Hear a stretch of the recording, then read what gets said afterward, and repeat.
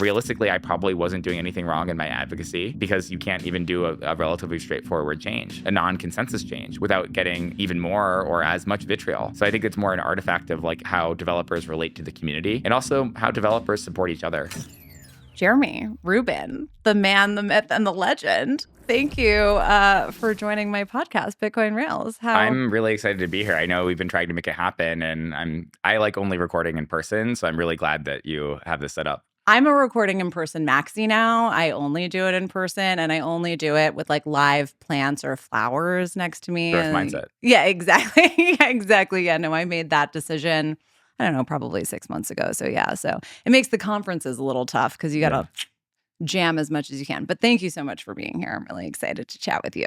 So there's so much for us to discuss. We are going to talk about Char. We are going to talk about CTV. So get excited for that. Okay.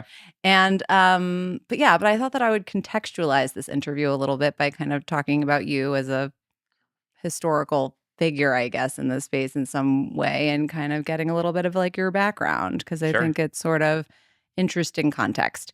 So you were kind of like a child star engineer.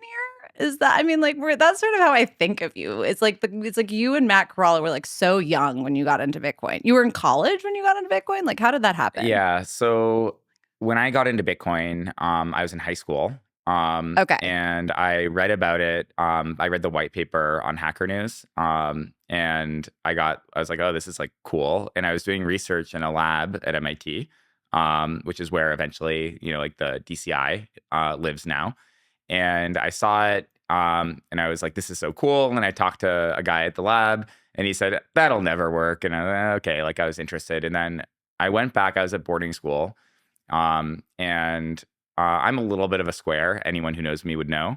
And I saw all these kids like buying stuff on the Silk Road and getting it into their P.O. box. Is that why you thought it was cool? Like, why, as a high school student, did you think Bitcoin was cool? I was and am a libertarian.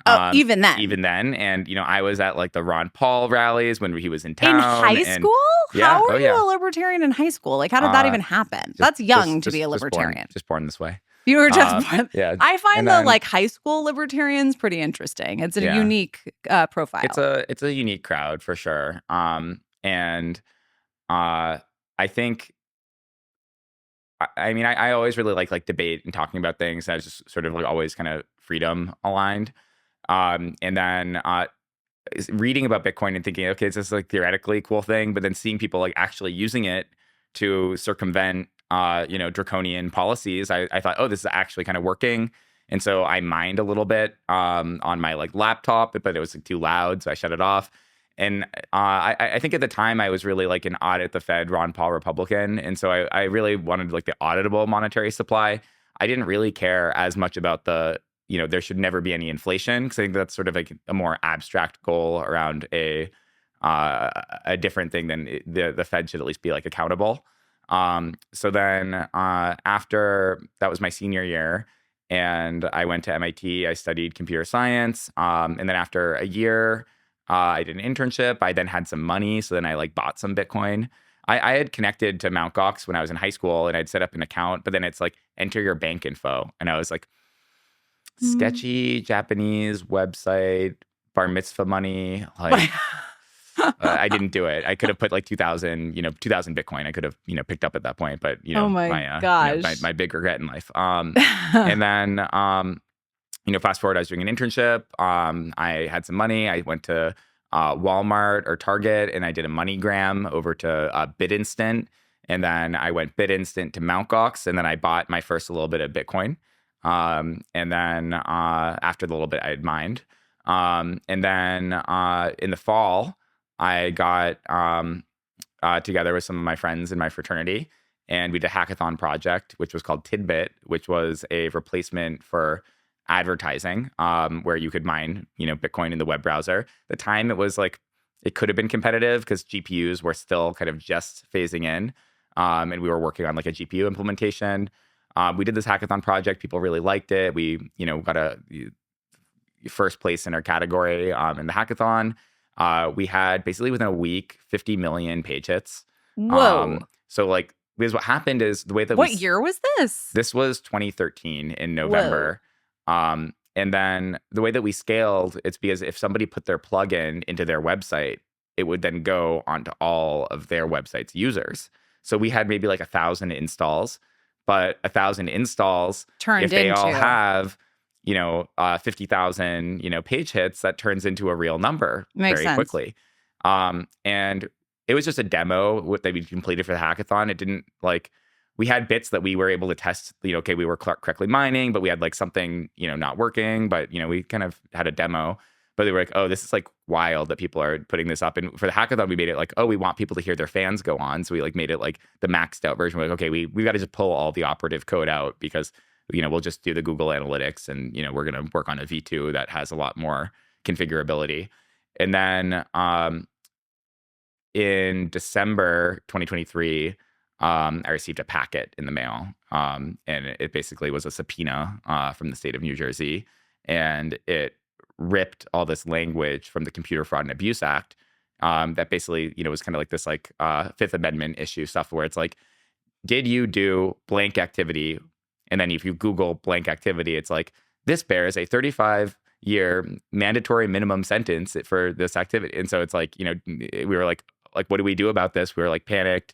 We ended up working. What was the accusation exactly? Like, what was the law that was theoretically maybe broken? Well, so there are various laws on the books for hacking computers, and the way that they are written is to give a lot of agency to law enforcement to prosecute against people who have done something bad on a computer.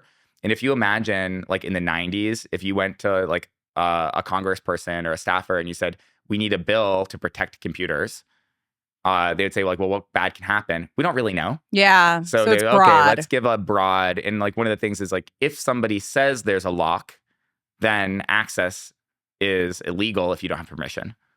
Now, if you don't say there's a lock, then they can access. But if you just say this is a protected website, that's protected. And if somebody visits your protected website, they've done a felony. That's basically how the law is written.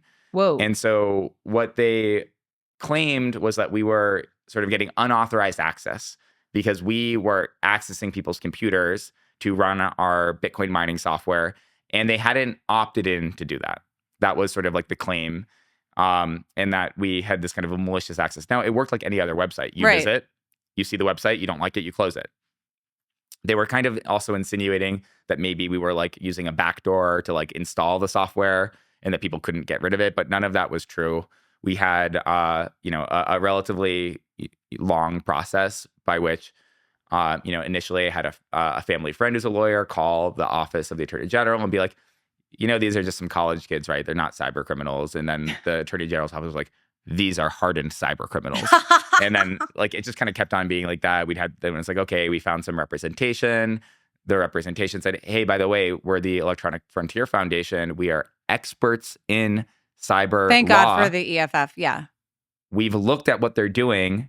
You probably want to drop this one. And then did you reach out to the EFF? Like, how did they get involved? We reached out. Initially, we reached out to the MIT Office of General Counsel for support. Smart. And they said that because the MIT's interests were not aligned with ours, that they were unable to represent us, which was a really big deal because this is a year after Aaron Swartz. Whoa. And after Aaron Swartz, there was a kind of like you call it an inquisition at MIT, where a lot of the staff were really, really mad about what had happened. Yeah. And there was a lot of promises that were made by the administration that nothing like this will happen at MIT again. Ooh. And then right on the heels of that, people found out when we went public with the case. At this point, we had, because the Office of General Counsel had refused us, they had helped us make a couple connections through different people at MIT. We ended up getting in touch with the EFF. And then they agreed, along with Harvard Berkman, to help represent us. And did it work? Did the EFF get them off your back? It did work. The case was sort of interesting. We ended up basically signing a consent decree, which admitted no wrongdoing, but also said that if we did do wrongdoing in the future and we failed to correct it after having notice with the state of New Jersey, that then we would have a fine. So it became like cease and desist-ish. it became stop doing illegal things, and we are not claiming to have ever done any illegal thing. How long did this whole thing take? This was like a It was like not the majority, but like almost half of my college experience was fighting this. So it was. And you were in college. It went the from whole December. It went from December 2023, when we were first served notice, until the end of my junior year. Were you effective in sort of like basically. campaigning for support amongst students, for instance? I mean, is this where you start to get your kind of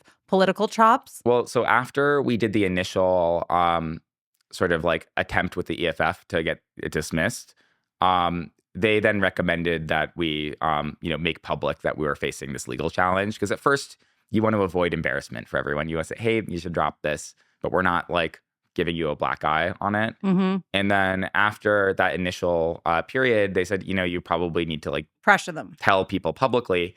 And when we told people, there's an immediate outcry from both researchers, students, and professors at MIT of, one, why is MIT not supporting these students? Yeah. And two, why is New Jersey trying to threaten the integrity of our research program? Because students do hackathons all the time. Yeah. And now you want every hackathon to be, are we going to go to jail?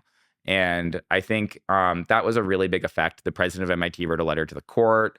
The court ended up finding not in our favor because our case was on jurisdiction. What does New Jersey have to do with Boston? Not much. But interesting. The way that New Jersey law is written, they basically internally have jurisdiction. Why was it taking place in New Jersey if you were at MIT? It was just an attorney general who was interested in this. He had done a couple cases. He had a consultant named Akshan Sultani who had kind of tipped him off as to, hey, there's an interesting project you should look into. And the way they look into it is by like, oh, let's shut this shit down. Whoa. And so, it's interesting. He actually went on to try to become like the deputy CTO of the United States, but then he did not get security clearance. Interesting. Yeah, maybe because he, went it now. That's so interesting. I didn't realize that you could have like politicians from other jurisdictions just like decide for their own political reasons why they want to like take on cases in other locations. Inquire into something. And from the point of view of New Jersey, they did have jurisdiction. From the point of view of New Jersey, they have jurisdiction over the entire internet, because if you can go on a computer in New Jersey and access a website, it's a New Jersey website. So did this like activate you further? Like, how does this impact you like going into the future? What did you do after this? Yeah. So for a couple months, it was a big deal. And it was consuming like a lot of my focus and attention. Of course. And then in March of 2014, a couple months later, we'd gone public with the details, but then a lot of people were like, well, like, what is this Bitcoin stuff that you're doing? And I'm like, what do you mean? What is this Bitcoin stuff? It's like the biggest thing that's happened in decades. This is like the next thing. What do you mean you don't know what it is? And I started going like, it's kind of crazy that I'm at MIT, which is supposed to be the leader in like technical development, and no one knows what this stuff is. So and that's still kind of the case. It's still kind of the case. The truth. Yeah. But I said, okay, like maybe I need to do something to teach people about Bitcoin. And I said, well, what if we just gave everyone at MIT some Bitcoin? And so I started poking around. I met up with Dan Elitzer, who was a MBA student at the time. And we sort of coalesced on a concept of we were going to give every MIT undergraduate $100 in Bitcoin. And how much money was that in total? Like, how much was that? There's about like 4,500 undergrads. Okay. So we had to get like $500,000, which now that's chump change, Like, no, at the time that was like the largest it's a huge amount of money back then. Of any kind. Like no one had done an airdrop at that scale. Wow. So it was like a big project. Yeah. And so how'd you raise the money? Dan worked his MBA magic, and then he connected with a lot of Bitcoiners who were really interested in seeing what a big community all being Bitcoin wallet users would look like, and also MIT alumni who wanted to see MIT at the forefront on Bitcoin. Do you think it was effective as like an educational tool in terms of orange pilling like large numbers of technical students? I think it wasn't necessarily effective in orange pilling large numbers, but I think it was effective in orange pilling the cluster of people who would become Bitcoiners if given the opportunity. Because makes sense. A lot of people, if you talk to folks who are at MIT or even in Boston mark this as like a really catalyzing moment of when they got turned on to this stuff. So during this time, was this like, I mean, was like right before, I guess, you started going hard on like activating events? I know you were really, did you organize Scaling Bitcoin? Was that your conference? So basically what happened is we announced this airdrop, and then we were like, oh, but people don't really know. We can't just give them money. We were like, we got to do the MIT Bitcoin Expo. So we started the MIT Bitcoin Expo, and then we did a hackathon called BitComp. And then a lot of people who are like well known today, participated in these events. And then we started a paper club. The paper club eventually kind of became the MIT DCI. And then after basically March 2015, the Bitcoin Foundation started falling apart. And that's when we had this paper club, and we were like, oh, the paper club needs to be a little bit more formal. It should be a research group. Bitcoin Foundation was imploding. We scooped up the Bitcoin core developers who were at the Bitcoin Foundation and then made a real research program that, it was a DCI. And then that was right around that became DCI? Yeah. Oh, so you were involved in the creation of DCI? Yeah. Okay. And then that summer is when the scaling, that like spring is when the scaling stuff really started coming to a head. Like the narrative of scaling Bitcoin in general. The narrative of where like a block are we in size time increase. and space now? This is like 2015. This is 2015. Okay. And like spring 2015. Okay. So and that's the just Bitcoin because Foundation, blocks are getting full, and that's why this narrative is starting to get hot. I don't know exactly. I think that like part of it was that's where venture capital started really coming into Bitcoin. Right. And the venture capitalists were looking at what the like block capacity is and saying, we are not going to reach 1 billion users. Fair. And we've now put down a lot of money. We have to take control so that we can get our Bay Area blitz scaled businesses off the ground. Well, and also as a practical matter, I mean, at that point, I guess no one was thinking, oh, and we can also like launch tokens with these things. That wasn't a conversation. It wasn't at really, the moment. I mean, people were still doing that kind of stuff, but it wasn't really so much the dominant narrative. I think Ethereum was sort of just coming together as a concept. Okay. It was really just about scaling Bitcoin. It was really about scaling Bitcoin. I mean, I remember like... and being first to the technology that might actually make Bitcoin scaling possible. Yeah. I mean, I remember like Vitalik asked us for like free tickets to scaling Bitcoin. I love that. Can't you like buy them? Didn't you just like crowdfund a bunch of money? Oh my gosh. And then... so the Scaling Bitcoin conference was originally supposed to happen in the summer of How many? 2015, What was the first one? Was in Toronto? No. It was. It was originally going to be at MIT, actually. Okay. And then I had hired a director for the DCI. And then he had I don't really fully know what happened, but he had a big falling out with Blockstream. And then they kind of said, like, we will never go to a scaling conference if it's in Boston. And then he got politically ousted. Yeah. From scaling Bitcoin. And then basically after I went on like a study abroad program in China to learn about like hardware manufacturing. I was interested in that at the time. And then when I came back, I was like, what happened? Like, we were going to have a conference this summer. Why is there no conference? And I sat down with one of the other guys who was sort of in those discussions around, we want to have an event. And we just sat down for a week at his house and said, okay, we got to make this event happen. How are we going to herd all the cats? And we figured it out. We said, okay, we've got like, I feel like it was like a month and a half. We can organize an event, and we'll have the event in a neutral place. We'll have it in Montreal.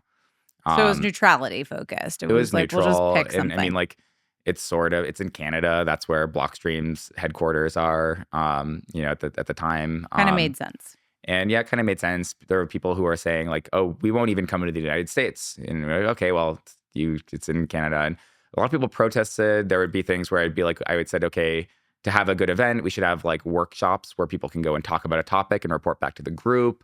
And a well-known developer was like, having people able to interact instead of hearing peer-reviewed information, you're going to destroy Bitcoin. And I will not come to the event if you're going to destroy Bitcoin. Wow. And it was like, okay, like, come on. Like, people, like, what do you expect? It's a conference. People are going to talk to each other. You can't control people's, behavior at that level. But we put the event together. We got basically everyone in the room. And then that's where, like, SegWit, sort of started to... Was was born, more or less. That People was when tried you to were come sort of together on. ideating Yeah, SegWit. we tried to do a 2-phase event. Phase 1 was just talking about methods of like, how do we measure? What are the benchmarks and what types of things would we really looking for in a solution? And then the phase 2 was a solution time. And, another fun historical note is this is why Amin Gunsair of like Avalanche became persona non grata in Bitcoin, was because he changed his topic at Scaling Bitcoin No way. to a solution, and no one wanted to hear solutions. Then everyone got really mad that that he presented a solution and no one else was allowed to. Interesting cultural take. Yeah. Do you think that that's a common problem into the future? Yeah, there's a lot of faux pas that people do, and there's a lot of faux pas that people have that's their own unique thing that will make them mad at you forever. So that's a normal one. Normal. That happens all the time. Yeah. So you were pretty focused on like events during this time. Were you like building tech or coding or doing stuff like that? Or were you really focused on like evangelizing Bitcoin during this time? I was building. I think I was not so much involved in core development. I was thinking about like protocol engineering, but I wasn't like writing Bitcoin core code. I think during like the MIT, distribution, I wrote all of the like, all of our like, I'll call it like wallet software to like intake, like thousands of students and get wallet addresses for them, allow them to PGP sign and verify. Like, so I was building products and stuff, but I wasn't really focused on Bitcoin core engineering. I got more focused on that when I was getting closer to graduation. I was like, what do I do when I graduate? And I wanted to get into Bitcoin core development. When was that about? What's sort of the timeline there? That was sort of like the end of 2015, going into 2016. I started working at Chaincode for a little bit and learning from those guys.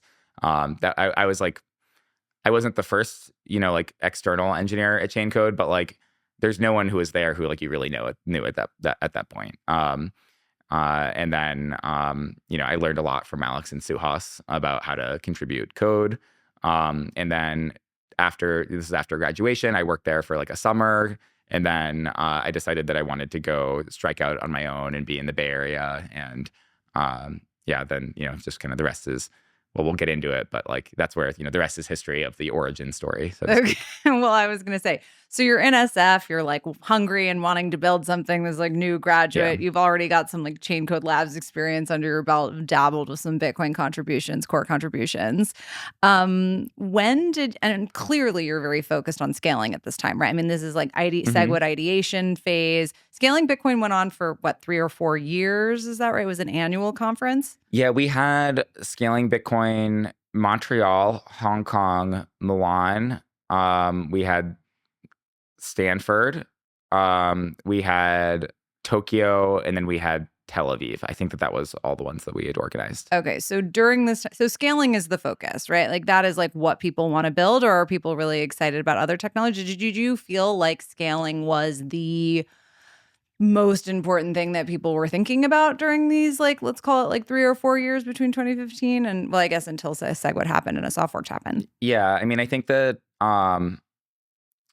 scaling, it is still sort of like the end all be all. Like everything we're doing is about scaling. You can do lots of things in Bitcoin. You just can't really do them with millions and millions of people. Right. So I think that that's still, and a lot of things fit under that scaling. It's just umbrella as well. foundationally, Yeah, it's like the most like critical problem to solve. Yeah. Okay. So during this time, so when did you start to think about bridging? Well, actually, let me back up. Why don't you just tell me? So you're the author of CTV. How did that come up? What inspired CTV and sort of get, like kind of interest you in covenants specifically?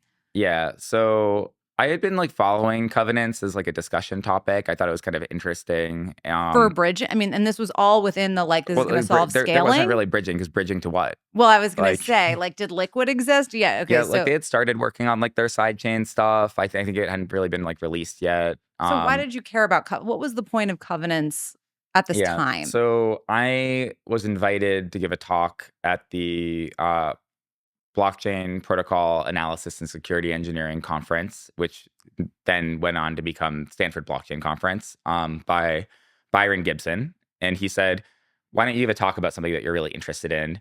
And I was like, I don't know, but I'll come up with something. And so I was like, okay, well, what topics am I interested in? I'm like, I'm interested in these covenants. And why? So there was a paper that had come out from Amin Gunsair, and it wasn't super popular, but it was on covenants, and Greg Maxwell had written a little bit about it. And the paper from Considers said, like, well, the way that wallets work, and I'd done at the time a lot of work with, like, you know, thousands of Bitcoin users, because I had thousands of MIT undergraduates who were asking me every day, why doesn't this work? Why doesn't that work? And how do I keep my coins secure? So I was like, okay, this is like a big problem. Like, people really can't like manage their coins that well. And the paper that came out was like a reactive security wallet where you initiate a withdrawal. If you didn't intend to initiate the withdrawal because it was a hacker instead, you can cancel it. And then you can do this infinitely.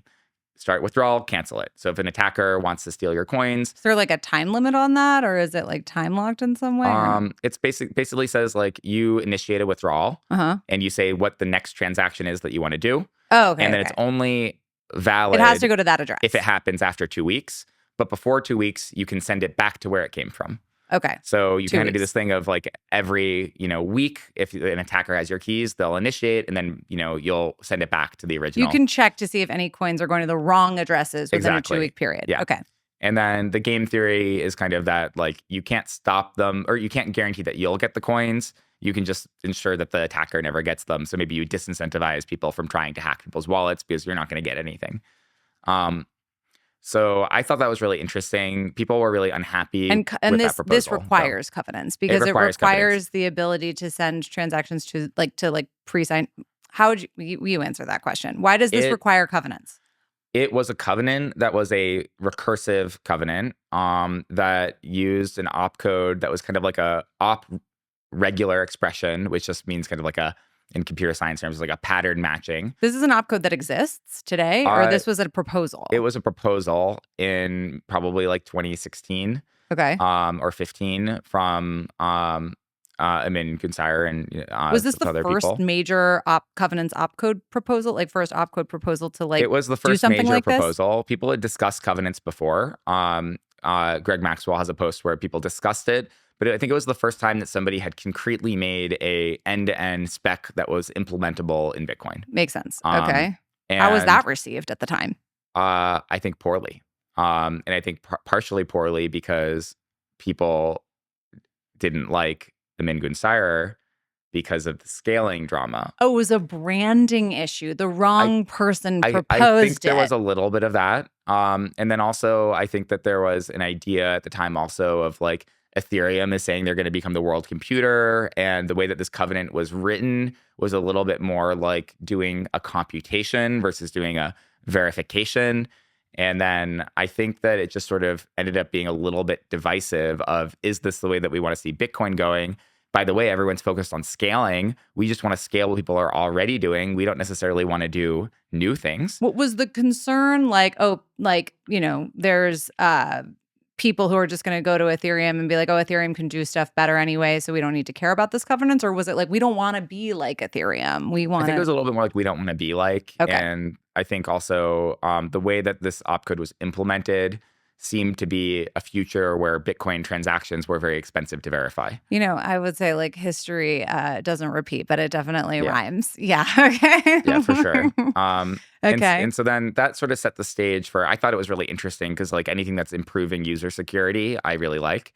And then I gave a talk at the Stanford event. It was either like 2017 or 2018. I can probably figure out the timeline, but which was about like other types of covenant you probably haven't considered, and other reasons that you might want it. And I talked about like maybe like 10 or 15 different types of covenant that you could do in Bitcoin. So like types of covenants other than recursive covenants specifically, or were these like new opcode proposals that enabled covenants in different ways?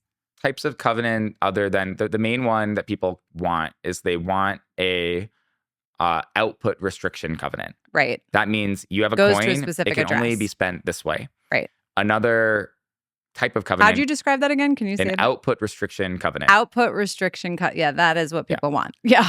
But not always. So another one people want is a input restriction covenant. Ooh. So, yeah, I know, fancy.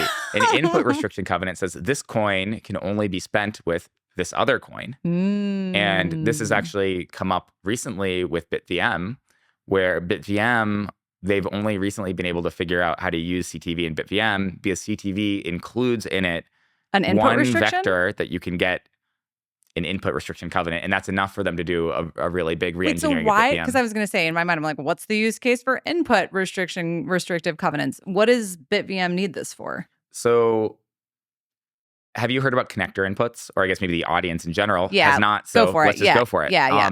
A connector input basically says there's an input on the chain, and if that one exists, then it shows that some other set of transactions have happened. Oh, it's like a right. And then I'm only going to allow my transaction to happen if that one exists. That makes sense. That makes total sense. And those connector inputs are used, for example, in Arc. For you have our Arc is like a payment tree, and you can forfeit one end of your one UTX virtual UTXO that you own, but you forfeit it to an operator in a way that they can only claim it if they make you an output somewhere else. And that's the connector input that they use from the somewhere else. Right. That they can only claim what you forfeited if they make the other one that pays you somewhere else. Right. That makes sense. Well, and it's just sort of like it's like another way that you can express conditionalities, right? Exactly. Yeah. And so these input restrictions are useful. And it turns out there's like many different things that could be covenants. It's just the output restriction one is the most obvious one. Yeah. But these other ones, the way that I term it is programmability at the transaction level. Mm-hmm. So when people think about programs, they think about Bitcoin script. But when you think about it, Bitcoin script is really not the unit of computation in Bitcoin. It's actually the transaction. Mm-hmm. And so because the transaction is a collection of scripts and a collection of inputs, there's a programmability surface contained in how you structure your inputs and outputs. And you can actually do a lot of nice stuff with that. Yep. And you'll see that, for example, in the ordinals and runes community, where do people program? Is it the scripts or is it the PSBTs? 100%. It's the PSBTs, because that's where you say, okay, well, where's the money coming from? And that's where you're actually doing the programming. It's so funny you say that, right? Because I'm obviously not a developer, and I would have thought it was the opposite, probably because I was trained in ordinals landia, right? Yeah. So like in my mind, all programs happen at the transaction level. Yeah. But yeah, it's interesting to think that developers maybe think the other way. And PSBTs could stand for programmable super cool Bitcoin transactions, right? Yeah. Yeah. I mean, they are programmable super cool Bitcoin transactions. Okay, amazing. So you're presenting basically on these covenants. This is like where we are in history right now. And some people loved the talk. Like they were like, this is great. Like you've given a really nice, almost formal treatment of like all these different covenant things. And like, could we like maybe get some of these things? And I was like, okay, maybe. And other people were like, we are never going to get any of that. And this is not going to happen. Bitcoin doesn't do all this like weird stuff. It's just for like transfers. Like, I don't know. You'll never see it. This was in 2015. This was in 2017, I want to say. Okay. Good so context. 2017-ish. Block size war era. Okay. Yeah. And so I think also like at this conference, it was maybe Russell O'Connor maybe gave like the first talk on simplicity. Like it was like around like just for that context, time. like that. It's around that time. It maybe wasn't the first, but it's one of the first talks on simplicity. Okay. And then interestingly, I saw his talk, I think, on simplicity or on like a related concept. And then I realized I was like, oh, one of the things I'm talking about, he has the really nice academic language. Let me like modify my slide to tell people this is the same thing as the thing you saw in this previous talk. Interesting. And then did you have a favorite like thing? Like was CTV already like kind of in motion at this point? Like were you already thinking? Not at all, actually. Okay. I mean, like I talked about like output restrictions and things like that, but I think I was thinking about things in a more like generally programmable framework where I was thinking about, hey, covenants are really about programming at the transaction level. What are the types of state transitions that you would want? And a little bit less on the exactly how would you implement them. Right. Although I did focus on saying it was conceptual. In the talk, I will give you a implementable construction for each of these because I don't want it to be abstract. I want to give concretely, here's what you would put into code to do this thing. Okay. But it was sort of like, not taken super seriously. And I tried to get, some excitement about it. I actually implemented a great script restoration. So I made a Bitcoin script with a like virtual bytes counter that counted the overall memory usage and execution cost of the script. I added opcat. I added get input. I added get block hash. I added all these like fun things into into the Bitcoin Was this script. before Matt Corallo was working? Was it like this was well before? Okay. It was sort of formalized as a thing. Okay. And then I even fun one. So like I started working on this. It was great, and I was like, oh, like I think we're gonna be able to like use Bitcoin as like an assets layer. And then I pitched Ycombinator, and then you pitched them Bitcoin assets. Yeah. How were you ideating Bitcoin assets back then? Like, what did that technically mean to you at the time? Was it soft fork required? I assume was it like bit assets or something like that? I thought I needed a soft fork. Okay. And what I wanted is I thought that Bitcoin was like financial transparency and accountability for all. And I thought that if people could run and fully operate their companies on Bitcoin, that it would be an immense value unlock. It was like equity, RWA type of stuff. Yeah. Yeah. And even just saying like, well, like what if you have your company treasury fully managed in Bitcoin? Then you could maybe solicit external investment in low repute countries. You like accountability. But you could say like, hey, look, here's an accountable thing. And look, you can see here's the multi-sig, here's the operators of the company, and nobody's just going to show up to the bank and take all the money from our company. And I thought that would be a great way to like improve capitalism. Right. So I pitched them, and so I submitted the form. I got invited to go talk to them. I talked to them, and they said, look, you pattern match like all the things that like we want to invest in. We just don't believe in crypto. Wow. And then like they took one or two like companies that summer. I want to say that it was maybe that summer they took QuantStamp. And this was like maybe this was 2017 then, because it was like the summer of ICOs. Oh man. And then QuantStamp over like the first couple of months like returned the whole batch. Oh. So then Ycombinator was like, oh, I guess really we're believe doing this in crypto. Yeah. And they were like, can you come back and pitch this again? I was like, if you don't understand, I don't have time to explain it to you. I'm going to do this other stuff. Good for you, Jeremy. But, stick it to them. Yeah. So after I tried to get, Bitcoiners excited about adding all these opcodes. It didn't really go so well. So then we're still in 2017-ish. Yeah, like kind of getting into 2018. I said, okay, I'm going to make a multi-party computation ECDSA, toolkit. So not Musig. Like I'm going to write my own multi-party ECDSA thing for pre-signing transactions. Okay. Only useful for pre-signing transactions, but I wanted to be high performance, and I wanted to be able to use that to emulate covenants. Yeah, that makes sense. Okay. And so when how'd that go? It went okay. I like built out all the code for it, and the code worked. I wrote like this like nice library. And designed an algorithm that took like months to design this algorithm. And I had to learn a lot of cryptography. And then what did you think was the key use case for this? So the thing that I described was congestion control. What I wanted to be able to do is I wanted to be able to take a group of users who all want to receive Bitcoin or some asset and be able to make a single output that guarantees payment to all of them. Okay, that makes sense. I thought that was really useful. I kind of saw people talk about block size. I saw that, we're not really going to fix the block size, but we could fix the block size with respect to confirmation. So you could know you have your money right away, even if it takes a little bit more time for it to be spendable. Right. And I saw that people weren't really that interested in new opcodes. So I said, well, maybe I can do it without a new opcode. Yeah. Maybe I can emulate it. And so I wrote all this code. The easier, softer way. I, had a nice little paper. I had a good name. I called it Lazuli. Okay. Because it was a blue sky technology, and things lazily get paid out. So I thought it was a nice little. I'm always punning. Yeah. Okay. And then so I implemented that, and then I got it to like a pretty like nice place, and then I went to the Bitcoin core dev meeting in Tokyo, and then I said I'd really like to share like my research, and I tried to get people excited to hear, and then people said I just really don't care about this stuff.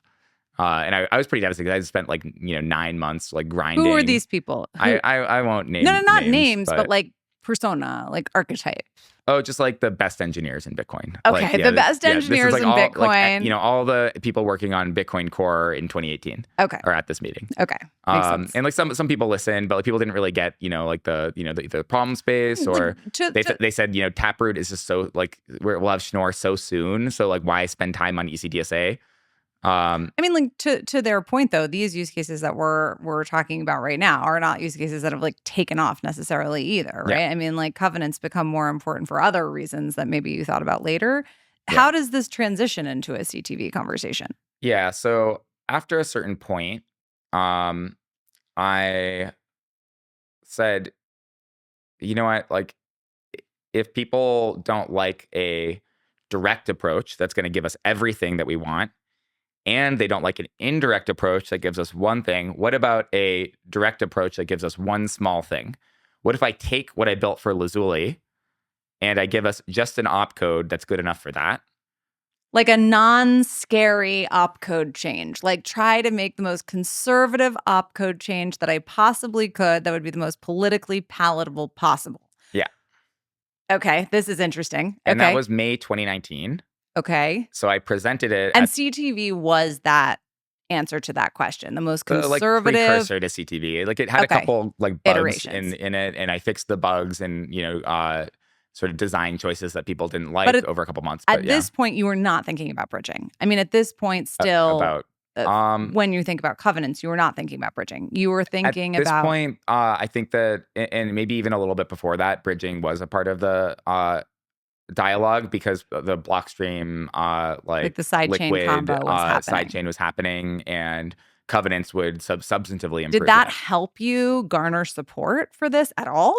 No, I don't know. People were like, federated bridges are fine. I think that like one of the problems is when people go to market, they have to say our product is technically perfect, and then you say, hey, I could improve your product. That's counter to our product is technically perfect. Right. So I think people said, you don't need this stuff. We don't need this. And I think one of the really big moments that happened was Liquid had let's call it a minor major security event, where they said that we have a backup multisig that becomes active only after a certain amount of time. And that is really for backup emergency cases. The coins should never be controllable by that, but because they weren't actively moving all their coins with enough frequency, basically they had like not enough liquidity of like inbound and outbound deposits.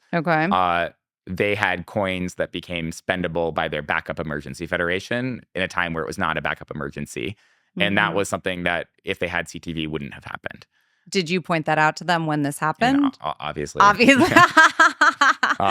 This was when, like 2018, 19, something like that? No, I forget. That was a little bit more recent. A little bit more recent. Okay, but this is an example, right? Of like, you should have listened to me back then, basically. Yeah, you wouldn't have had this problem. I told you so. Yeah, it was big I told you so. I told you so. Okay. But yeah, so I think that was like part of it is like, people didn't necessarily fully appreciate it. I think also like products like Liquid haven't been overwhelmingly successful. They have like 4,000 Bitcoin.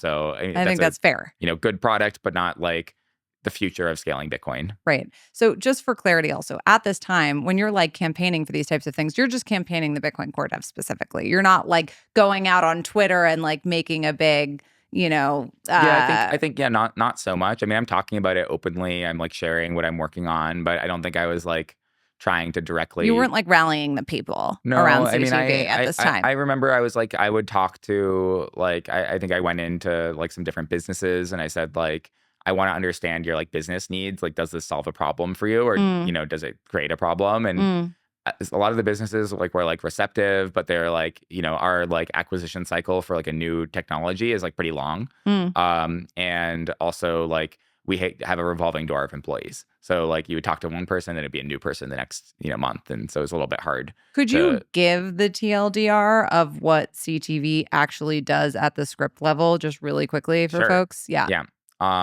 All that CTV is if you were allowed to commit to a signature of a transaction that you want an address to be able to spend to. And right now, what you have to do is you have to sign a transaction, and then you store the signature somewhere, and you give it to someone when you say, this coin can be spent with this transaction. They say, which one? You give them the signature, you say this one. So it's the most And all CTV does is you just say, well, I'm just giving you the address, and the signature is actually committed in there already, and there's nothing else. I couldn't sign anything else. So it's both the inclusion of this specific transaction and the exclusion of and nothing else. All right, guys, I want to take a quick break to thank you for watching and remind you to click the follow button on my profile if you'd like more Bitcoin technical deep dives like this. I also want to give a shout out to my partners for making the show possible. Best in Slot and Unisat are, of course, co-maintainers of the BRC20 protocol. They are working on some incredible updates to BRC20, including the BRC20 programmability module designed by Best in Slot, which is currently in testnet. This will make execution of smart contracts for BRC20 possible at the indexer level, which is about as trustless and Bitcoin native as it gets. Unisat is also working on a single-step transfer function for BRC20, which I know many of you will be excited about. That's been widely requested by the BRC20 community. And last but not least, my incredible Layer 2 partner, Citria, who I couldn't be more excited about teaming up with. Citria is working on one of the leading implementations of a BitVM zero-knowledge proof-style bridge, an execution environment for Bitcoin. So they're essentially building what I think could become the canonical Bitcoin roll-up, and they have an absolutely incredible team of people backing them up and getting really creative about how to push this technology forward. So in my opinion, once we have a truly trust-minimized bridge, anything is possible for Bitcoin. So I'm very grateful to Citria for their work and for supporting the show. Let's get back to it. Obviously, Opcat's like a whole completely different situation, so I think we're excluding that from this conversation. But like, how would you describe that as being different from something like TX Hash or some of these other more like narrowly scoped governance proposals? Yeah. So I think that this is also where like the history now makes it more clear. Oh, it does. So we can go there, like, yeah. TX Hash was like something I obviously knew about already. It already existed. It had been proposed. Yeah. Oh, it had been proposed. Yeah, and it gets proposed in Steven? different formats. No, by there was a proposal for something very similar to TX Hash that was called Push TX Data. Okay. And you could do similar things. Okay. So there was an era where people were a little bit more like, fast and loose with like, we could have this or we could have that. And there was an idea in TX Hash is sort of the same idea of you can have some sort of selector that you have a selector byte and then an opcode that, puts that data onto the stack. So there's a precursor, and I was aware of those things. But keep in mind, I just wanted to solve this one problem, which was I wanted to get rid of pre-signed transactions for an application like Lazuli. And then I wanted to, because there weren't pre-signed transactions, take advantage of the other things you could do. Makes sense. You had a very specific goal. Okay. Very specific goal. Okay. How would the campaign go? Initially, very good. So in May 2019, I gave this talk at the SF BitDevs. All the usual suspects, were there. And I had this slide that was like, the text was literally, but wait, Jeremy, aren't covenants evil? And did people think that? I guess some people did at the time. Because of like, it was like being like Ethereum. That whole combo. Like being like Ethereum. Also, people were worried about like perpetually encumbered coins that go into a covenant and never come out. People are still worried about that, but not with CTV as much. I mean, they were, a couple of years ago. They were. Yeah. But now less. Less. Now that's the Opcat. That's like the major Opcat critique. So that's the same, concern that people have had for a long time. Okay. So people were worried about that. And then, when I gave the talk, I said, look, the thing that I'm doing is just committing to some future set of outputs. It's really, there's not that much that you can do with it, except once you start doing with it, you can do a lot. You just can't do these kind of things that are sort of like programs in the way that we think of programs. You can do things that are like, protocols that we're already doing and make them better. So the reception to that was really positive. And that evil slide, somebody, was like, actually, this one doesn't bother me. And I was like, oh, that's crazy. Like, I thought I was going to really have to, I had like 10 more slides to argue why they're like not bad, but like, okay, like, I guess we're all good on this side. And then I went through like a summer of tweaks and iterations of saying, okay, well, people didn't like this, or I needed to commit to this other stuff if I wanted to work really well with Lightning. And then sort of went through this like back and forth. Was Lightning a big concern at that point? Like making sure that everything was like operable with Lightning? Yep. Okay. And like even I believe in my original presentation, it discussed how like this primitive can be used for Lightning. And did that help with the politics of the whole situation? Yeah. I mean, good for Lightning was like a good line. Good narrative. Yeah. Yeah. It's like it's good for the children. We're putting fluoride in the water. Why? It's good for the children. Okay, I guess we got to do it. Okay. All right. So initially things are going well, and people are sort of like, buying this ish. Yeah. And then I think what happened was through the process of like figuring it out, it went from being a Taproot upgrade that was only available in Taproot to, in the campaign this 2019, to be like, I don't really know when Taproot's going to happen. So maybe, and people were saying that like CTV being, dependent on Taproot. People are going to want to deploy it at the same time. This is going to delay Taproot. Like, you really can't delay Taproot. And so I was like, okay, it's no longer a Taproot upgrade. It's just like a independent, a separate thing. It was originally supposed to be like you had proposed it, or there was like discussion about like just including it in the Taproot activation. Yeah, that's what I thought. I said, okay, like, hey, we're about to do Taproot, and like this is a really good opcode. Let's add it to the Taproot. And people were like, we just cut the cloth on Taproot. If you try and add one more thing, you will be the reason we do not get Taproot, and we will ruin you professionally. That was basically what people said. Is like, no one will ever want to work with you again if you try and add something to Taproot. Do not delay Taproot. Do not delay Taproot. And I was like, okay, like, I really don't think I'm delaying Taproot. It seems to be doing that job perfectly fine by itself. But like, all right, like, it doesn't need to be a Taproot dependent thing. It can be, separate. And then there's still the same thing of like, now you have an opcode that's separate from Taproot. Now it's not even going to help us get Taproot over the line. It's just a competing thing. Stop talking about it. Stop pushing on it. And then when I said, okay, you know what, like, it was a lose-lose. I can play nice for that. Like, I want Taproot too. If you really think it's going to delay it, like, let's focus on getting Taproot done. And people said, and we'll just do it after. It'll be simple to do after. And I was like, okay, fine. Well, they'll help me after. And then Taproot started, struggling at a certain point. I was really helpful in the activation, like getting things, done with like the BIP8, BIP9 debates, things like that.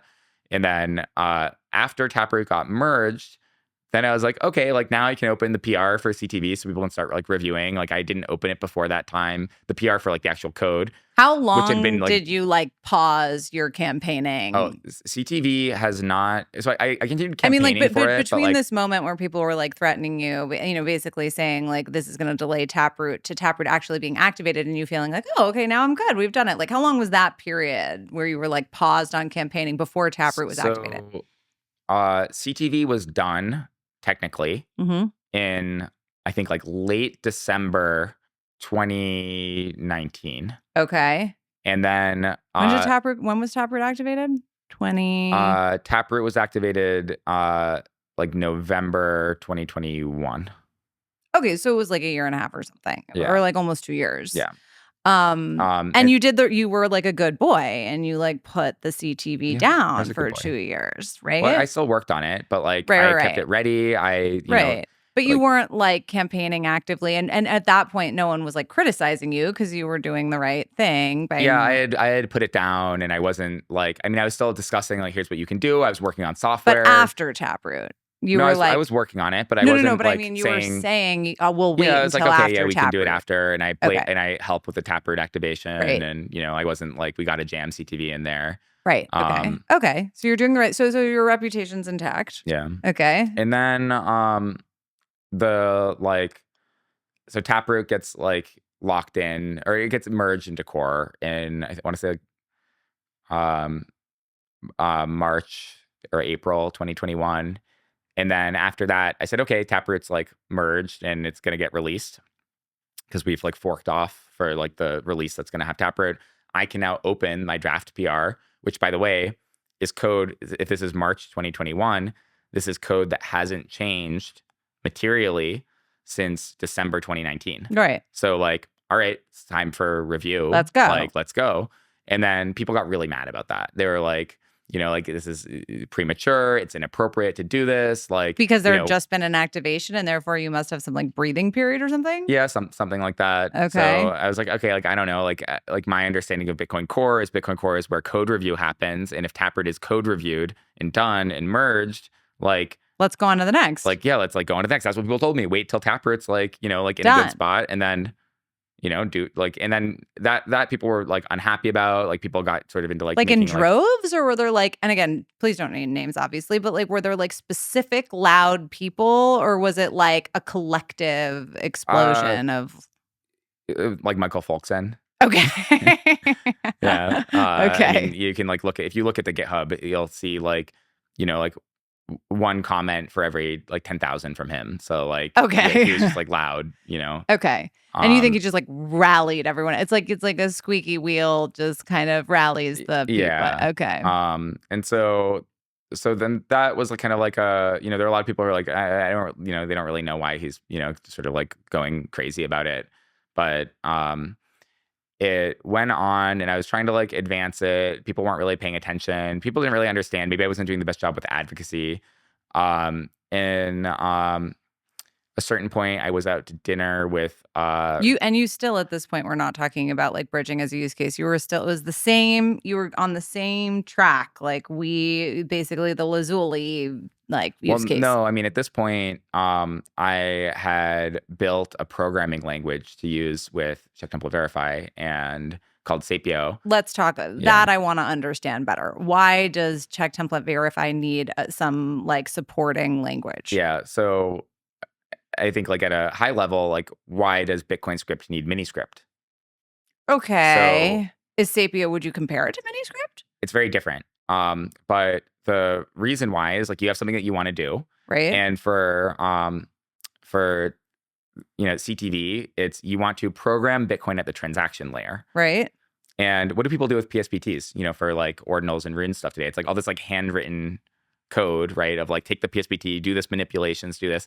And Sapio is actually not really CTV focused, even though that's where it started. It's actually really just focused on series and chains of PSPTs and how they're approved, authenticated, and that makes sense. And so it's actually it's like shortcuts for programming transactions. Yeah, shortcuts for programming transactions and automated tool chain for getting them signed, broadcast to the network, finalized, like all of the things that you would need I built into Sapio. But you're introducing I guess, and excuse my ignorance on miniscript, but miniscript is like, Bitcoin script adjacent. It's not like super difficult to understand miniscript if you understand Bitcoin script. Was Sapio like that, or was it like a whole new thing that was complicated to learn? Sapio is complicated to learn. I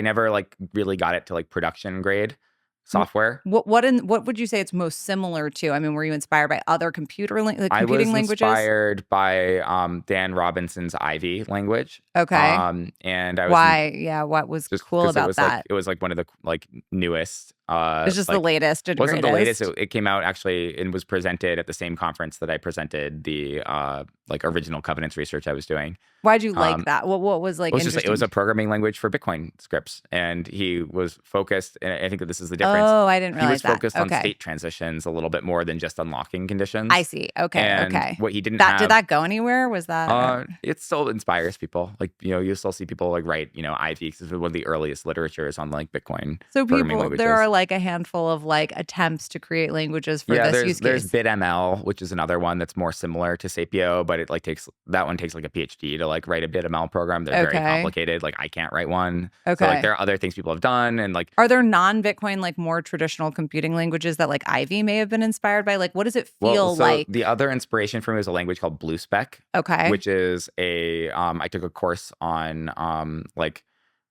circuit synthesis in college. Okay. And circuits are actually really similar to Bitcoin transactions, because you can think about a circuit like, okay, well, a transaction is a gate, and a gate has inputs and a gate has outputs. Yeah. And if you wanted to, if you look at the blockchain and you view one of those transaction graph explorers, it looks like a little circuit. Yeah, that makes and wow. So when that's I thought amazing. about it, I said, okay, well, I want a tool. And the way that I build the tool has to be able to describe what you could do as a flow of transactions, and that's the whole circuit. But then also there's one specific flow, and every flow of coins should be describable as a Sapio program. Well, and also Sapio is a description language to be able to describe transactions. So I want to describe the transactions in sort of a declarative way, but people don't like declarative programming. They like imperative programming. So Sapio was, let me make an imperative programming language that produces a declarative output that's basically like a circuit description that then describes some flow of transactions you want to do. Wait, how can you define the definition between declarative and what was the other one? Imperative. So declarative is where you kind of have like maybe like what you see is what you get. Like you would say like, I have funds here. I want them to go here. And then once they're here, I want them to either go here or here. So you're saying people want like clean, simple clarity as much as humanly possible. Declarative, like, when you make HTML is kind of declarative. Okay. But then like JavaScript is kind of imperative. JavaScript, you have variables, you can update things, you can loop. then you have a lot more state going on. Declarative is like very simple description. And you say people want declarative or they want imperative? They want to program in imperative ways. This is actually very relevant for the covenant discussion. Exactly. Because people want opcat, and opcat is kind of a little bit imperative because you have variables, you know, totally do computations on chain, and then CTV, for example, is declarative. You say, I want this transaction with this hash. Right. You don't really program it. You just say, I want this thing. Right. And Sapio was trying to do the job of making an imperative programming framework where you can write code like you're kind of used to writing. And then it produces a transcript of what it did. And the transcript is declarative. And you could just look at the transcript and see what it's going to do. Okay, that was kind of the goal. That makes sense. So Sapio was functionally like a complement to covenants. It was something that like made you be able to do more interesting things and be more expressive with your covenants. And even if you have any other, the way that I thought about it is somebody's going to come up with like some sort of like covenant primitive, like opcat, for example, the covenant primitive. But when you have opcat, you need to make gadgets of like a piece of functionality script that you figured out does something. And with Sapio, you could ingest those gadgets and be like, here's the transaction that I want, and here's the script gadget that's going to verify that this is the transaction that should happen. And so I sort of thought of it like that, where you want to separate out the what I want versus how I ensure it. And then I sort of tried to get people to say, hey, if you have a covenant that you're working on, you should just write an integration into Sapio for your covenant so that people can actually like, write high-level code using it. Do you think that the introduction of Sapio and a programming language in general for Bitcoin, like, helped or hurt you in this? Like, because the whole point of CTV initially was like, well, let's keep this so simple, this like baby little change, it's no big deal. Did Sapio harm that reputation in your mind in retrospect? Yes and no, because I think that people ask for different things. And one of the things that was like one of the first comments about CTV was like Matt Corallo, I think, on the mailing list. And he said, if we're going to bother with this stuff, let's just do general covenants. Let's not bother with like, this weird Let's just go for it. Let's just do it or don't do it. Yeah, everything. And like, that's funny because like now who's like, public enemy number one against like, we shouldn't have any MEV on Bitcoin. So you go figure. But I think that was like sort of like the number one thing was you're not going to be able to do anything with CTV. It's so useless. So I said, well, actually you can do a lot. And then I started writing these examples of things you could do. And I realized I didn't want to write the same piece of code 100 times for every bespoke example. I was like, oh, you can actually have like a programming language. I tried to encourage other people. Then people said, why don't you just do it? I said, okay, I'll just do it. So I just kept on doing the work. So it's just functional. Yeah. And I think for a while, it was actually pretty good for me to be like, okay, well, I have work that I can just do. I'll just keep doing the work. Okay, like you're saying that you need an example of how this. Okay, well, here's an example. And once I had Sapio, and I might be the only person, I'm not the only person who's ever written Sapio, but like I'm the only person who's like, really regularly writing it. If somebody told me I'm interested in an application, in under 4 hours, I could have that application written in a proof of concept quality code in Sapio. Wow. And be like, here, and you can run it. And here's transactions that you can do on reg tests that showed. It's just functional. It just works. And my iteration speed was really good. And it wasn't just because I like knew Sapio really well. It was like, like truthfully, anybody who like learned it would be able to make applications really rapidly. Just makes things easier. Makes things way easier. It's on my to-do list to like implement Arc in Sapio because it's still there. And I could probably implement an Arc implementation in like, a day. Oh my gosh, that would be such like an interesting thing to like throw on the market right now. Yeah. But so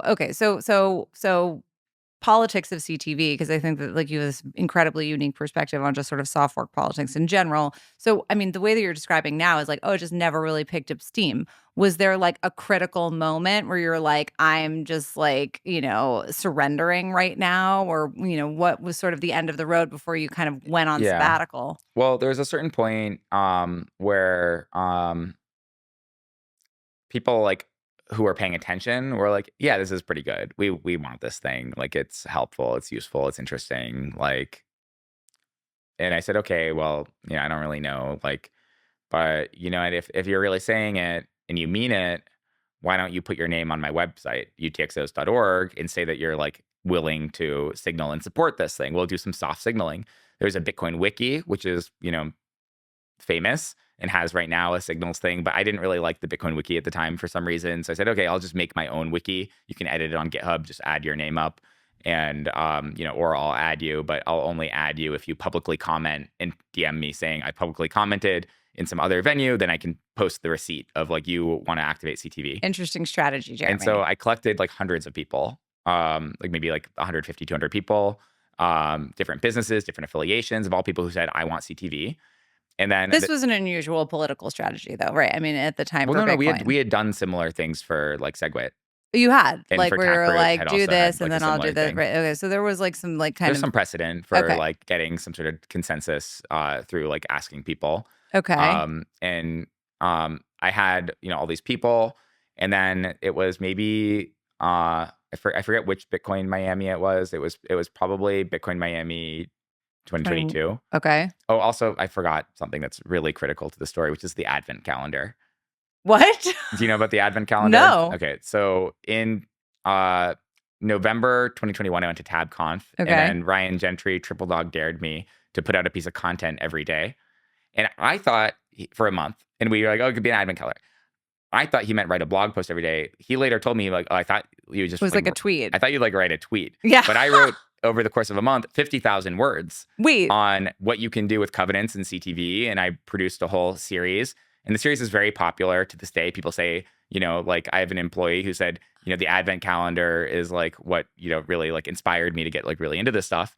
Well, but also this is why, I mean, because I think that you have a reputation. You actually inspired one of my questions for the Bitcoin I don't know. You were at Bitcoin Plus Plus, right? When I interviewed the kind of Bitcoin core devs and Peter Willett. Yeah. You inspired the question of like, you know, like this, what do we think and how do we feel about sort of big public marketing campaigns for softforks? Because my understanding and what I had heard of you was that you were a pioneer in that method of campaigning for softforks. It was this really when that? Do you imagine that this Advent calendar was sort of where you got that reputation?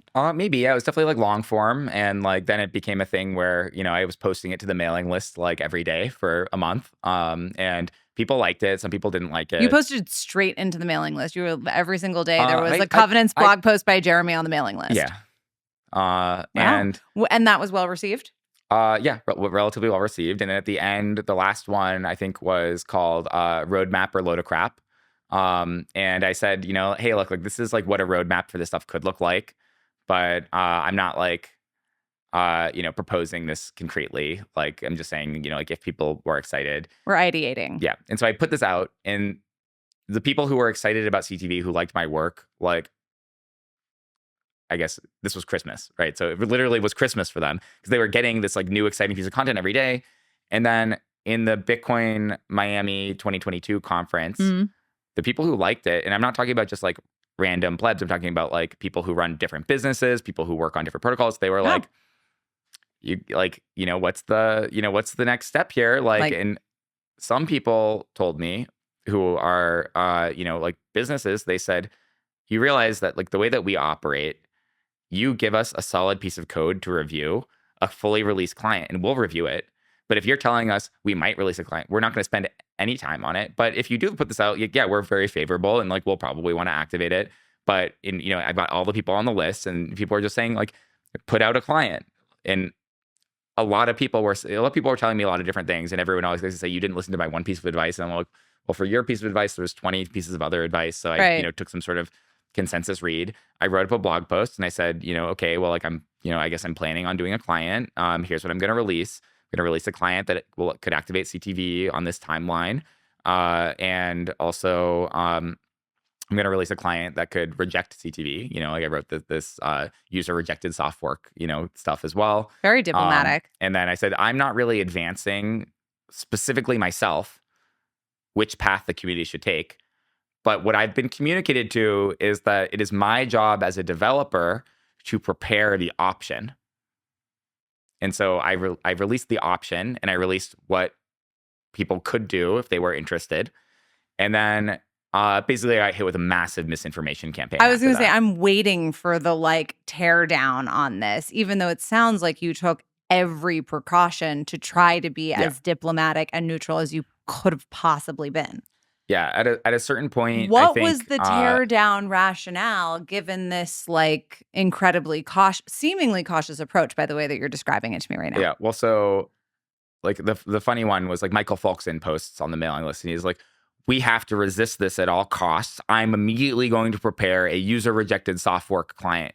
And it's like, yeah, like that's what we already did that. Like we already did that. Yeah. That was the whole point. Right. It's like Jeremy Rubin is going to push this through. He's going to make everyone do this. Nobody wants this. And I was like, okay, like, and there's this, there's kind of this critical moment where I think some leaders did not lead. And they chose to not lead in a way that invited more controversy and did a lot of damage. You're the second person to say that today on camera. Yeah, the leadership is the problem. Yeah, and so there were two particular ones that I view as being like particularly upsetting. Is when this controversy was coming to a head, Andreas Antonopoulos decided to do an episode talking about how evil covenants could be. And then he didn't quite say CTV was bad. He just said, I've not really looked at it enough to like really evaluate, was I think something kind of like the punchline of the episode. And all of these, Bitcoiners were like, oh, this is like a bad thing. We got to band together to fight government censorship on it's Bitcoin. Like they got like one like soundbite blog post from like Antonopoulos and like all of the sudden like an hour-long episode. I mean, but like still, but they like, only but got like, the single point. Conceptually, it's like, like Antonopoulos is having a thought exercise on the internet, and all of the sudden he's influenced all of these people without like proper context of what's actually going on. Is how I interpret that. Yeah, and then also like Adam Back was like very like, oh, this does not have technical consensus, and I would ask him, I'd be like, well, what does technical consensus mean? Because I just went to, I have 150, 200 people on this list saying they want it, including these developers, like I've looked at, here are the statements from every other developer so far about like what they've, prioritized or don't prioritize, and that this doesn't conflict. Like, what does technical consensus mean? And it was just like, oh, you'll know it when you see it. And it's like, okay, but like, what do you think? And it's like, oh, I need to evaluate more options. What options do you need to evaluate? And it was kind of this like weird, and here thing. We are again. You can, I think, like at one point and I'll commit to, if I'm in person ever, I will go on the Vlad show. He's been asking me for a long time. One way I said, I'll go on after you read the entire backlog of like the Covenant discussion channel in Telegram. And I think he did. And then he came out like very like, oh, like, yeah, this was like really bad. The way that people were engaging. And then at that point, there's just a massive pile on. At one point, I think Shinobi had me go into a Twitter space, and people were saying, you're doing this, you're doing that. I'm like, can I just like monologue and like read the blog post that I put on? So that, like, what I was talking about. And after that, people, like a lot of people in that space were like, oh yeah, like, I guess you're not doing what everyone's saying you were doing. I'm like, okay, like, I guess. And then this feels sort of very familiar, Jeremy. Yeah, massive like misinformation campaign, and people were saying, oh, Jeremy is, he's doing this, he's making it. And at a certain point I said, look, like I still think on the merits, like CTV could advance, but I think that for the misinformation campaign, it's like the wrong thing to continue pursuing. So I decided to not release an activation client. How long? By the way, that was like the whole thing is I never actually released it. I said, I'm going to do this, and I'm going to give a feedback period before I release it.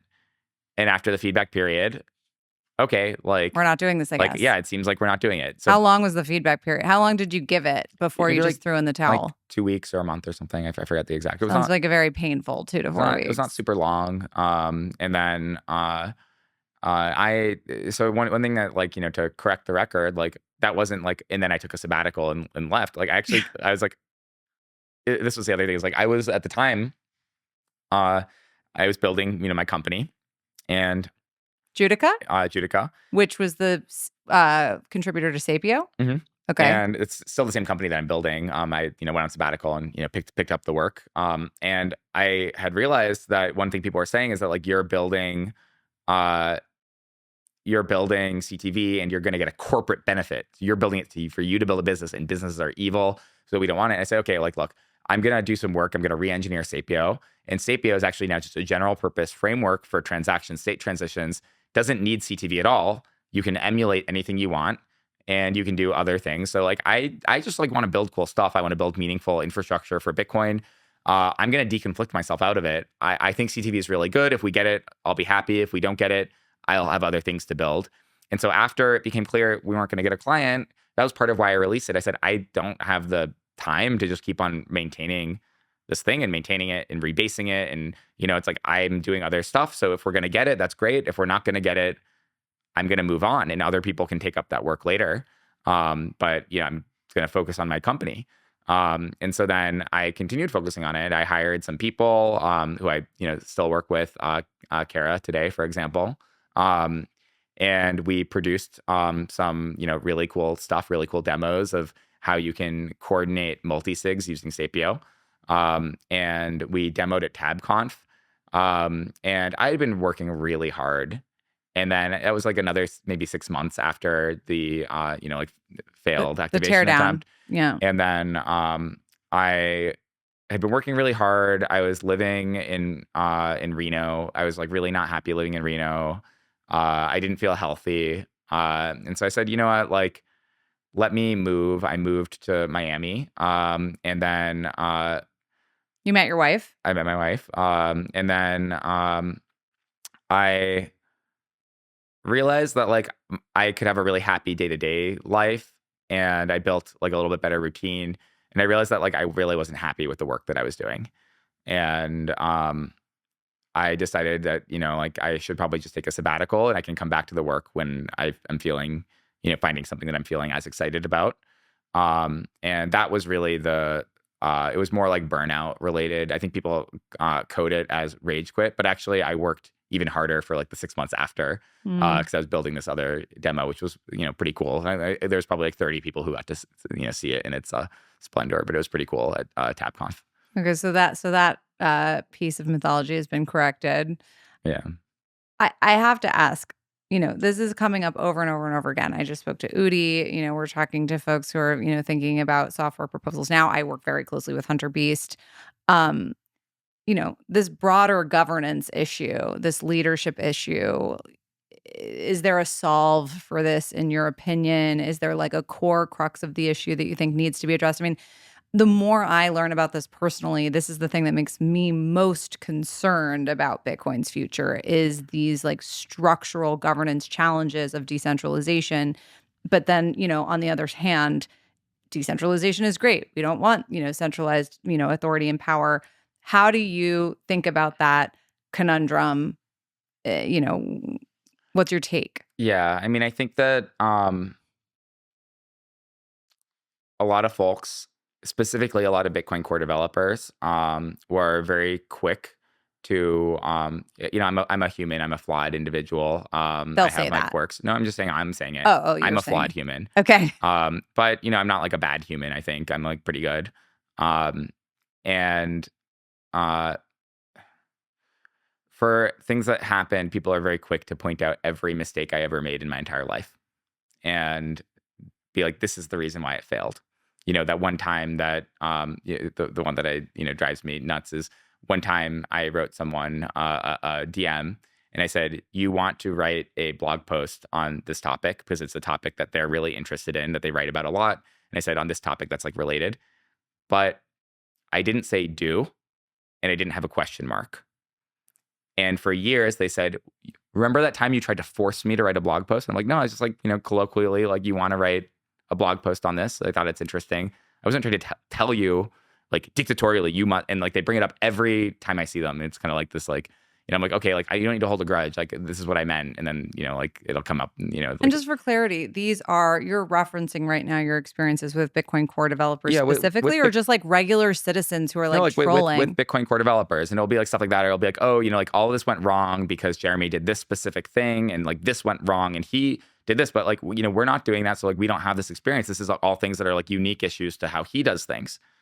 And I think that narrative, like, and it's, oh, he's so pushy and like, like this and that. The other thing, like, okay, fine, you put all that stuff on me. Like, it's probably more true than it's not true. Like, I'll accept it. I like, like, I don't know, whatever. And I think that narrative has really stuck. But I think that in the last couple of weeks, specifically for you, or do you think that this is just like human behavior where people become like hyperbolic when they feel threatened, whatever? Yeah, I think it's a part of it. I think also like people want to explain why something happened. And they also want to explain why something happened in a way why it wouldn't happen to them. So like, let's say like a storm hits and then somebody's house gets destroyed. And your house it's like because your house wasn't reinforced. Well, like, we know that you aren't maintaining your lawn. Right. When the floodwaters hit, the water, like had nowhere to go or something. And it's like, okay, like, is that really, or is it just like luck of the draw? But you can't keep people from that kind of human behavioral psychology, you right? can't, but, and this is the point that I'll make, is the core devs right now can't even like get an op return change merged. Like, and they've so completely failed on the communications around that and on the, development process without instigating the exact same kind of, like negative response from the community. And so I think that that's like a very like humbling experience where for all of the personality flaws that they're quick to, and mistakes that I've made that they're quick to point out, they should have been able to navigate this without making those same ones unless I really wasn't doing anything wrong. And I think that that's like sort of like probably what's come home at this point is like, realistically, I probably wasn't doing anything wrong in my advocacy because you can't even do a relatively straightforward change, a non-consensus change without getting even more or as much vitriol. So I think it's more an artifact of like how developers relate to the community. And also how developers support each other, is kind of another part of it. So there is a community component of this. I mean, like Yeah. what you're describing right now is like Bitcoin core developers can't do simple things without, political backlash from like the broader user base, I guess, whatever those stakeholders may look like. Do you think that the answer is like better comms from Bitcoin core? I mean, like what is the solution? I don't really know what the solution is. I think that I would like to see developers just like get in the mud with users a little bit more. And not be like in the ivory tower by themselves, like kind of trying. It feels right now like there is this is my personal experience. I'll ask a question. Does the Bitcoin Magazine conference have an open source stage because the mainstream audience is not interested in what the developers have to say? Or is it because the developers are not interested in hanging out with the, other Bitcoiners? Interesting question. I don't fully know I don't know the answer to that question. I mean, but all I know is that I was the only, Bitcoin core developer at the Free Money Fest jamming out to Logic. Talking to real people. And everyone else was at Bitcoin Trivia.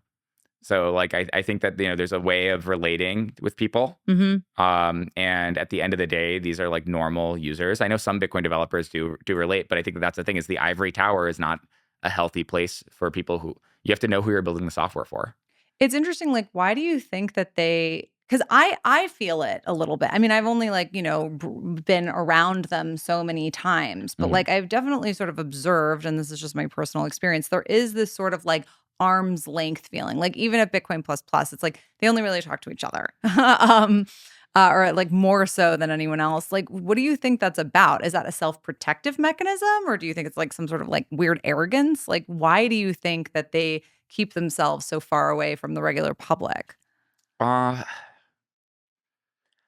think that it's sort of like the same as just like speaking a foreign language. Like I know a lot about a lot of things. Like it's hard to communicate with the plebs. And like, how would I even like talk to you about this thing? Because like, because you don't understand what I'm saying. You don't have a computer science degree. I'm immediately going to get into big O notations and, properties of, cryptographic algorithms. And we don't have anything in common. We don't have anything in common. Yeah. And I think that like, one thing that I would like to see is I'd like to see like, Bitcoin core devs. One thing I tried to do a long time ago, but sort of failed is I was like, can we like get a grant to give every Bitcoin developer $10,000 in mining hardware? Wow. And subsidize and backstop them so that like, they're not going to lose money on it.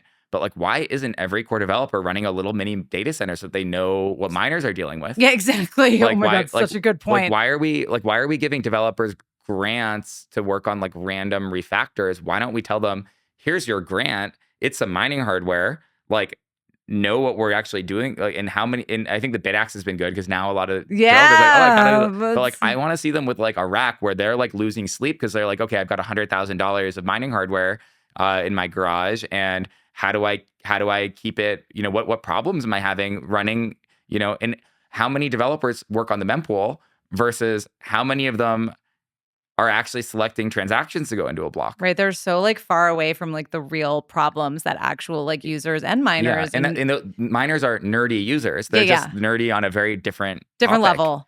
Yeah. And I think that that's more like where I'd see like, I'd want to say like, okay, how do we like get developers to like do the same thing as like other users and like, you know, understand how businesses operate, understand how users receiving lots of payments operate.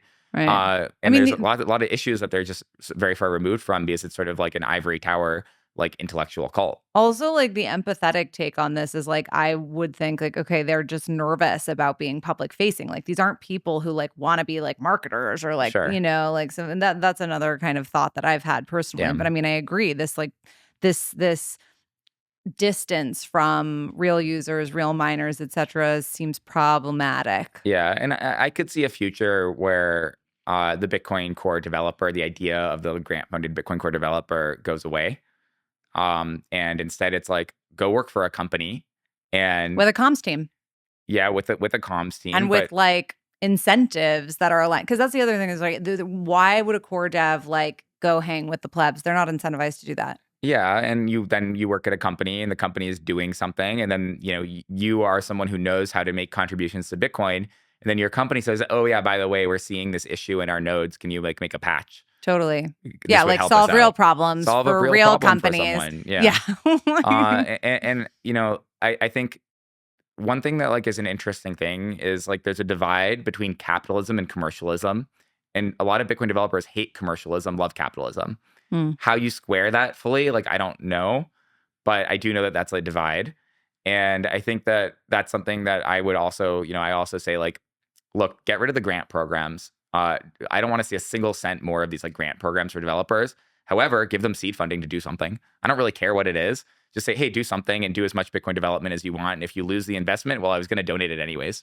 Spoken like a true libertarian, by the way. We've now come like full circle in this conversation. The thread is like somewhat complete. Do you know why that doesn't happen though? Why? It's where the dollars come from. The dollars come from marketing budget. They don't come from like a that business makes complete need. sense. And so if developers were evaluated on and it's sort of that's where it's a little bit tricky. If they were evaluated on a return point of view, it would be pretty hard for them to raise money for like doing development because how do you get ROI? Right. However, if you had an investment team that's saying what developments are we going to see ROI from, you would actually figure, oh, this is a meaningful feature. This is not a meaningful feature. This is, you know, bringing value to users or not.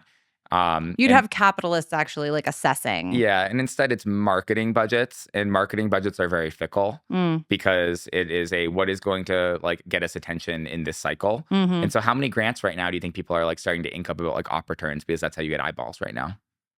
That's wild to think about. Do you think that like Chaincode Labs, like what's your take on like Chaincode Labs and you know the existence of organizations like that? Do you think that they would benefit from you know doing better communications? Is that their responsibility? Like what's your take on that? Yeah, I mean I think that and obviously I have my biases of like, you know, like where I've, you know, hung out, but I can try and be as neutral as possible. I think that where Chaincode Labs is really phenomenal is that they are very Randian. It is two dudes and a team around them who love Bitcoin and do what they personally think is the best thing and are not asking permission from anyone else to do that. Huh. Interesting. Great. When you look at organizations, you know, for example, like Brink, they are trying to get money from different corporations, and it's coming out of, in some part, these corporations like marketing budgets. And I know that creates a difficult thing where like their goal, in a sense, is to create you're participating in the legitimate Bitcoin core development You're our process. Credibility like stamp. Yeah. So like you gave to Brink, you're credible. And I think another example of and I think that's just, I'm not saying that they're bad in particular. I just think that it makes sense. It's a difficult position to do good opinionated work in. Right. And I because they can't really be opinionated or they'll lose brand positivity. Yeah. So they can't do something that's going to, you know, really piss everyone off. I know some things about this. Yeah. Yeah. And I think an example of one that I also really, you know, respect in this way is the Human Rights Foundation. Their whole goal is to piss people off. Yeah. And who are they pissing off? Well, like state authorities. Right. And I think that that's really meaningful because they say, is your technology that you're proposing improving human freedom? And that's it. And is that's all they care about. Is it helping the dissidents against authoritarian regimes that we work with. Right. Period. Under discussion. Yeah. And if the answer is yes, we can talk about a grant if you're capable and qualified. Because if you're not qualified, even if you're popular, it's not going to actually get the work done, and people are still dying in the, with the people that we work with. And if it is, great, let's do it, and let's try and get it rolled out, and let's get people to understand the technology. I think that's very compelling. So, but like development for development's sake, I find not as compelling, even though it has to happen. Right. I think that it's not quite a tragedy of the commons because, but who's going to rebase the code or you do the patches so that it runs on the newest hardware? No one's going to, well, like, I don't know, like Marathon's going to do it because they run servers. And if you can't compile Bitcoin for the newest operating system release, like they'll hire someone to do that because they have a business need for it. Yeah, makes sense.